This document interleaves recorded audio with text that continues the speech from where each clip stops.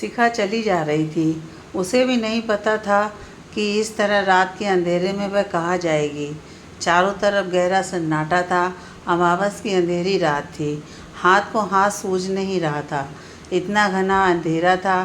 फिर भी वह चली जा रही थी, निर्भीक और सोचते हुए कि कितने अरमानों से वह इस घर में आई थी।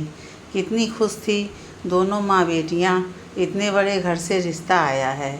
शिखा का पूरा बचपन अभाव में कटा था। उसके पिता की मौत हुई तब वह लगभग 2 वर्ष की होगी। तब माँ ने बड़ी मुश्किल से उसको पाल पोस कर बड़ा किया। शिखा की माँ प्राइवेट स्कूल में टीचर थीं। माँ ने पढ़ाई के साथ साथ अच्छे संस्कार भी दिए थे शिखा को। सर्वगुण संपन्न थी वो। एक बार उसके पापा के दोस्त उनके घर आए। उन्हें शिखा बहुत पसंद आ गई। वो बहुत ही अमीर आदमी थे। गांव से शहर जाकर उन्होंने बड़ी मेहनत से धन कमाया था। आज शहर के धनाढ्य लोगों में उनकी गिनती थी। अपने बेटे के लिए उन्होंने शिखा की माँ से उसका हाथ मांग लिया। उन्होंने कहा उन्हें संस्कारी लड़की चाहिए थी। शिखा की माँ ने कहा कि हमारी और आपकी क्या बराबरी है, मगर उन्होंने कहा कि हमें कुछ और नहीं चाहिए, हमें बस आपकी लड़की चाहिए। तब घर में शिखा के विवाह की तैयारियां होने लगीं। शिखा के तो पैर भी ज़मीन पर नहीं पड़ रहे थे। उसने कभी इस चीज़ की कल्पना भी नहीं करी थी। अब उसके दिन रात सपनों में खोने लगे। शेखर, हाँ यही था उसके होने वाले पति का नाम। वह उसी के सपनों में खोने लगी। वह सोचती थी कि शेखर बना ही उसके लिए है। शिखा और शेखर दोनों एक दूजे के लिए। आखिर वह घड़ी आ ही गई जिसका महीनों से इंतज़ार था उसे। बारात आ गई। उसका राजा देहरी पर खड़ा था। गांव की सभी सखी सहेलियां उसके भाग से जल रही थीं, पर शिखा अपनी ही दुनिया में खोई थी। जब दूल्हे का चेहरा सेरे में से शिखा को दिखा तो उस समय वह धरती पर खुद को सबसे भाग्यवान समझने लगी, क्योंकि शेखर बहुत ही सुंदर लड़का था। ऊंचा कद, गोरा रंग, घुंघराले बाल, नए नक्श सब सदे हुए।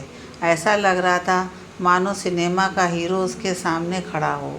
शिखा तो अपनी ही दुनिया में खोई हुई थी। कब शादी की रस्में हो गईं उसे पता ही नहीं चला। अब विदा की घड़ी आ गई। अब शिखा सपनों की दुनिया से धरातल पर आई। अरे, मुझे माँ को छोड़कर जाना पड़ेगा। वह तो अकेले ही रह जाएंगी।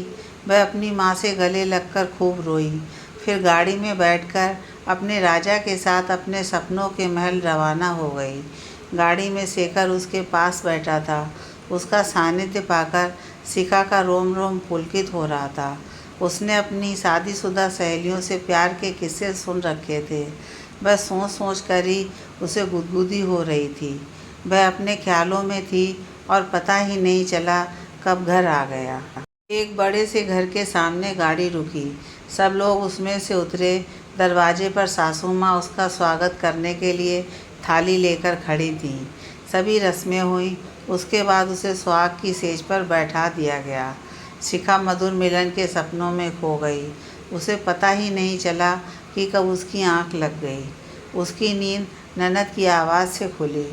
भाभी, ओ भाभी, दरवाज़ा तो खोलो। वह खड़ी हुई, दरवाज़ा खोला।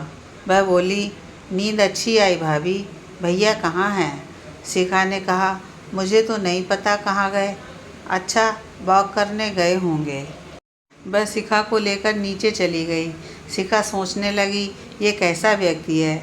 वह कितना रास्ता देख रही थी। अगर सो गई थी तो उठा तो सकता था ना। घर में 4 लोग थे, सास, ससुर, ननद और पति। नीचे आई तो सास बहुत प्यार से मिली।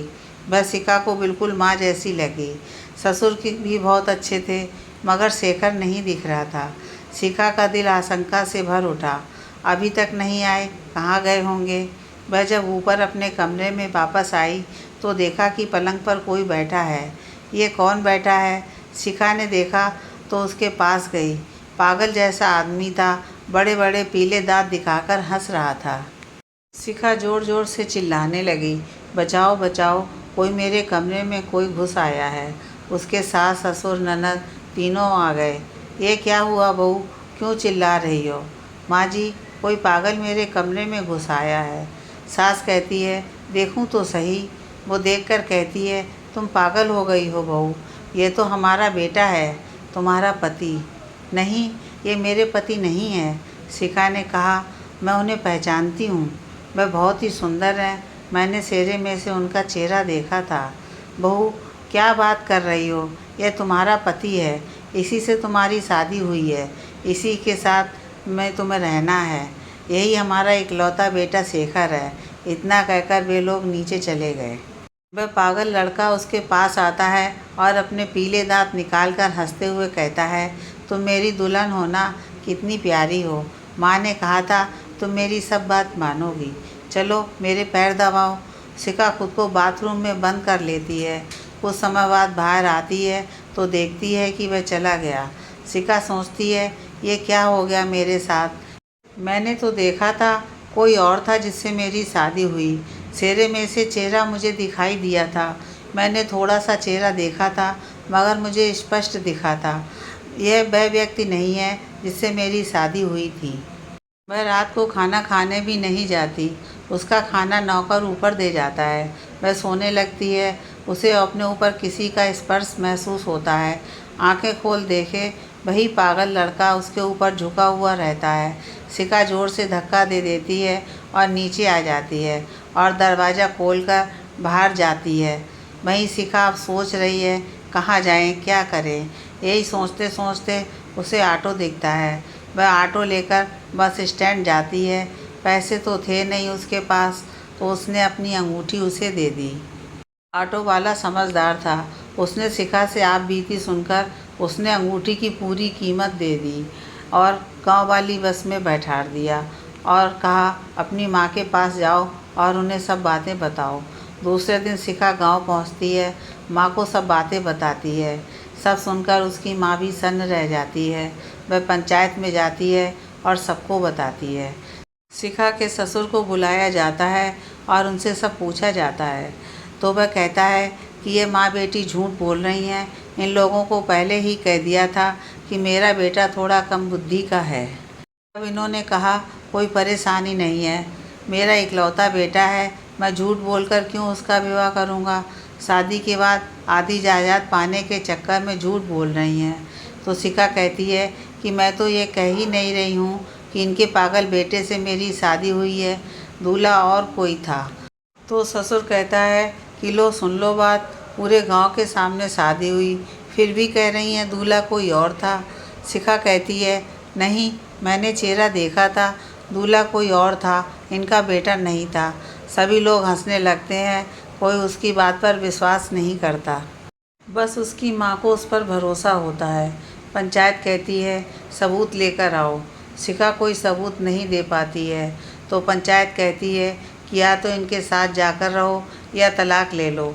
तो शिखा सोचती है यहाँ पर रहकर जमाने के ताने सुनने से तो अच्छा है ससुराल चले जाऊँ, कम से कम वहाँ रहकर कुछ सबूत तो इकट्ठा कर लूँगी। और शिखा उनके साथ चली जाती है। ससुराल आके शिखा कमरे में ही बंद रहती है, कम से कम बाहर निकलती है। रात के समय पूरा ध्यान रखती थी कि कोई अंदर ना आ पाए। एक दिन वह खाना खाने नीचे जा रही थी तो उसने देखा कि एक व्यक्ति ससुर के साथ बात कर रहा है। उसने ध्यान से देखा तो यह वही व्यक्ति था जिससे उसकी शादी हुई थी। वह दौड़कर उसके पास जाती है और कहती है, कहाँ चले गए थे मुझे छोड़कर, शादी करके लाए थे ना। वह कहता है, कौन हो आप, मैं आपको नहीं पहचानता। ससुर जी नौकरों को बुलाते हैं और उसको वापस कमरे में भेज देते हैं। रात को शिखा सो रही होती है, उसे किसी के आने की आहट आती सी लगती है, वह डर जाती है। उसे लगता है वह पागल लड़का है। वह पास में रखा डंडा उठा लेती है और लाइट जला देती है। वह देखती है कि यह तो वही लड़का है जिससे उसकी शादी हुई थी। वह चिल्लाने लगती है। वह कहता है, तुम पहले मेरी बात सुन लो फिर चिल्लाना। मेरा नाम राहुल है, मैं बहुत गरीब लड़का था, घर में बीमार माँ थी, मुझे नौकरी और पैसों की बहुत ज़रूरत थी। तुम्हारे ससुर जी ने कहा तुम अगर दूल्हा बन जाओगे तो मैं तुम्हें अच्छी नौकरी दे दूँगा, तुम्हारी माँ का पूरा इलाज करवा दूँगा, इसलिए मैं दूल्हा बनने के लिए तैयार हो गया। मैं उस बात से बहुत दुखी था। मैं तुम्हारी ज़िंदगी बर्बाद नहीं करना चाहता था, मगर मेरी माँ की ज़िंदगी का सवाल था। पर भगवान ने मुझे उस बात की सज़ा दे दी। मेरी माँ की भी मौत हो गई है। उसी के बाद से मैं अपने गुनाह को सुधारने की कोशिश करने लगा। मैंने तुम्हारे ससुर की बातें रिकॉर्ड करके रख ली हैं। कल तुमसे मिलने ही आया था, मगर हालात ऐसे थे कि मिल नहीं पाया। शिखा रोने लगी। तुमने मेरे साथ ऐसा क्यों किया? मेरी ज़िंदगी बर्बाद कर दी। वह कहता है कि मैं अब तुम्हारी सब तकलीफ़ें दूर कर दूंगा। मैं ये रिकॉर्डिंग पंचायत को दिखाऊंगा। पर यह सब कैसे होगा? मैं तो घर से निकल ही नहीं सकती। मेरे ऊपर पहरे बिठा दिए गए हैं। तो वह कहता है कि मैं कल रात को फिर आऊँगा। हम भागकर गांव जाएंगे और पंचायत में रिकॉर्डिंग दिखा देंगे। फिर पंचायत फैसला करेगी। दूसरे दिन राहुल फिर आता है और दोनों भागकर गांव चले जाते हैं। वहां जाकर सब सबूत दिखाया जाता है। पंचायत को सब पता चल जाता है। वह ससुर को बुलाकर पूछते हैं। फ़ोन पर रिकॉर्डिंग सुनकर ससुर भी मान जाता है कि उसने ही सब किया था, अपने पागल बेटे की ज़िंदगी बनाने के लिए। तो शिखा कहती है, मगर आपने मेरी ज़िंदगी तो बर्बाद कर दी ना। पंचायत पुलिस को बुलाकर ससुर को जेल भेज देती है और कहती है कि शिखा की शादी राहुल के साथ हुई है, मगर धोखे से हुई है। अगर शिखा चाहे तो इसके साथ रह सकती है, नहीं तो तलाक ले सकती है। शिखा बहुत सोचती है और आखिर में राहुल को अपने पति के रूप में स्वीकार कर लेती है और दोनों अपनी गृहस्थी में खुशी खुशी रहने लगते हैं।